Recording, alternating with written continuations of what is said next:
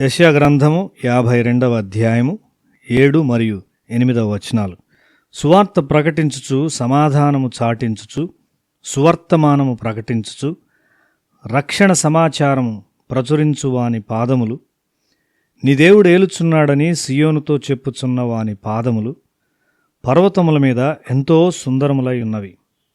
ఆలకించుము, నీ కావలివారు పలుకుచున్నారు, కూడుకొని బిగ్గరగా పాడుచున్నారు.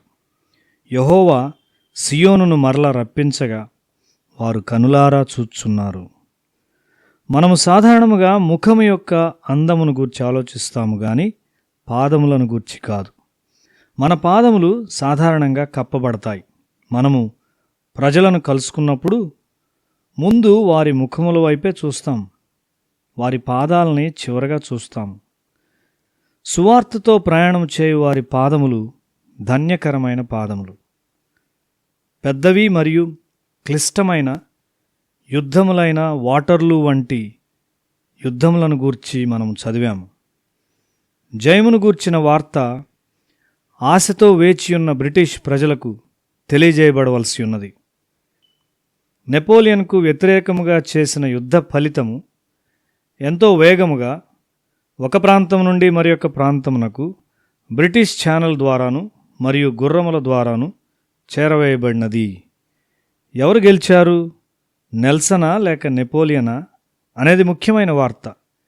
ఇంగ్లండ్నకు విజయమా లేక ఓటమే? స్వేచ్ఛ లేక బానిసత్వమా? స్వయం పరిపాలన లేక ఒక నియంత క్రింద ఉండుట? అదంతా యుద్ధ ఫలితం మీద ఆధారపడి ఉన్నది. ప్రజలు ఆ వార్తను తెలుసుకొనుటకు వేచి ఉన్నారు. బానిసలుగా చేయు శత్రువు మీద విజయము ఎంత ఆనందకరమై ఉన్నది! బానిసత్వమును గూర్చిన భయము నుండి తప్పించిన విజయము ఎంత ఊరటై ఉన్నది! రక్షణ వాటర్లూ విజయము కంటే గొప్ప సమాచారము కాదా? సాతాను శక్తి క్రింద పాపమునకు బానిసగా మనిషి ఉండనవసరం లేదు. ఎందుకనగా యేసు శిలువ మీద మరణించాడు. దీనికంటే గొప్ప వార్త ఎన్నడైనా ఉండగలదా? ఇతర మతములకు చెందిన భక్తుల పాటలు విచారము మరియు నిరాశను తెలుపుచున్నవి. ఓ దేవా, మేము శ్రమపడుటకు ఎందుకు ఈ లోకంలోనికి తెచ్చావు అని వారు విలపిస్తారు. లేక ఓ దేవా, నీవెక్కడ ఉన్నావు అని బాధలో వారు పిలుస్తారు. నేను నిన్ను కనుగొనలేకపోవచ్చున్నాను అని వారు విచారంతో మూలుగుచుంటారు. వారి గీతాలు మరియు ప్రార్థనలు ఆ విధంగా ఉన్నాయి. యేసు ఆ విధమైన వాడు కాడు. ఆయన గొప్ప విజయమునకు సంబంధించిన కేకను వెలిబుచ్చును. ఆనందించుడి, నేను లోకమును జయించి ఉన్నాను, నా యందు మీరు కూడా లోకమును జయిస్తారు. సమాప్తమైనది, నేను రక్షణ కార్యము నెరవేర్చాను, పూర్తి క్రయము చెల్లించబడినది, నా యొద్దకు వచ్చు పాపిని తుదమట్టుకు నేను రక్షిస్తాను అని శిలువ నుండి యేసు చెప్తూ ఉన్నాడు. శిలువ వైపు చూడుము, నా ఖాళీ సమాధి వైపు చూడుము, భూమి ఆకాశముల మీద సర్వాధికారములతో పరిపాలించు నా వైపు చూడు. ఓ యవనస్తుడా, నీవు ఓడించబడిన అవసరం లేదు. ఓ విభజించబడిన గృహమా, ఇక నీకు పరిష్కారం ఉన్నది. వ్యాధిగ్రస్తుడా, నీ కొరకు స్వస్థత ఉన్నది. ఓ కలవరపడు సమాజమా, నీ కొరకు సమాధానపు శుభవార్త నేను కలిగి ఉన్నాను అని యేసు చెప్తూ ఉన్నాడు.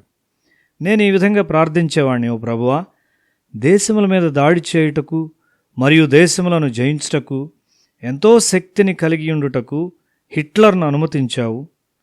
అతడు క్రూరమైన ఆయుధాలను మరియు యుద్ధతంత్రములను ఉపయోగించి లోకమును ఎదిరించాడు. కొద్ది దినముల్లోనే అతడు చాలా దాడులు చేశాడు. ఆత్మీయ రాజ్యంలో మాకింకా ఎక్కువైన బలం ఎందుకు ఇయ్యవు?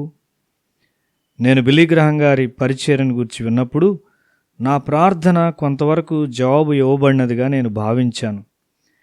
ఆత్మీయ పరిచర్య మరియు సహవాసం యొక్క భౌతిక స్వస్థత కొరకు నేను అడుగుచున్నాను. సువర్తమానం తీసుకొని పోవు వారి పాదములు ఎంత సుందరమైనవి! ఈ సువర్తమానమును ఎంతమంది ఆత్మలకు మనం తీసుకుని వెళ్ళాము? నీ జీవిత అంతంలో నీ నిజమైన ఆనందము నిస్సహాయులైన పాపులకు నీవు చేసిన సహాయం మాత్రమే. నీవెల్లప్పుడూ సువర్తమానం తీసుకుని వెళ్ళువాడవైనప్పుడు నీవు మంచివానివిగా తయారవుతావు. ఒక పాత్ర మంచినీటిని పోయుటకు వాడుచున్నట్లయితే అది ఆ క్రమములో శుభ్రమైనదిగా తయారవుతుంది. ప్రారంభంలో శుభ్రముగా లేనప్పటికీ అది త్వరలో శుభ్రముగా తయారగును.